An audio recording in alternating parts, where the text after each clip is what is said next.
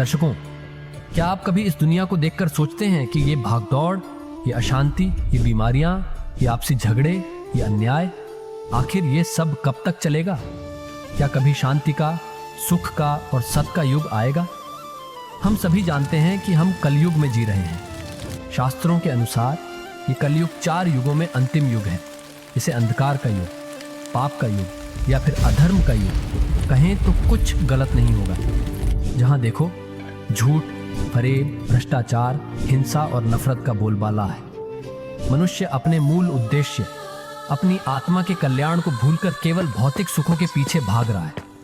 धर्म के नाम पर पाखंड और अज्ञानता फैली हुई है। सच्ची भक्ति, सच्चा ज्ञान खत्म हो चुका है। बीमारियां और प्राकृतिक आपदाएं बढ़ती जा रही हैं। इंसान इंसान का दुश्मन बन बैठा है।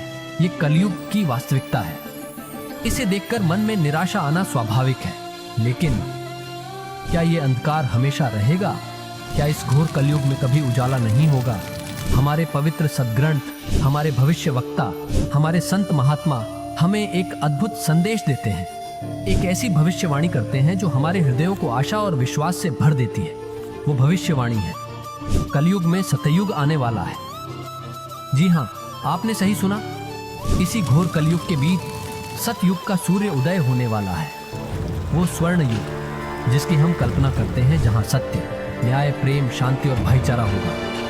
जहां कोई दुखी नहीं होगा, कोई बीमार नहीं होगा, कोई गरीब नहीं होगा। जहां मनुष्य केवल परमात्मा की भक्ति में लीन रहेगा और अपने वास्तविक घर सतलोक को प्राप्त करेगा। अब आप सोच रहे होंगे कि यह कैसे संभव है?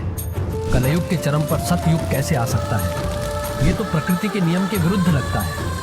बिल्कुल, ये सवाल उठना लाजमी है, लेकिन इसका जवाब भी हमारे ही महान ग्रंथों में, हमारे ही संतों की वाणियों में छुपा है। इसका जवाब छुपा है उस परम सत्ता, उस पूर्ण परमात्मा कबीर साहिब की अद्भुत लीला में। और इसका जवाब छुपा है उस महान तत्वदर्शी संत की पहचान में, जो इस धरती पर आ चुके हैं और जिनके माध्यम से ये अविश्वसनीय परिवर्तन होना है।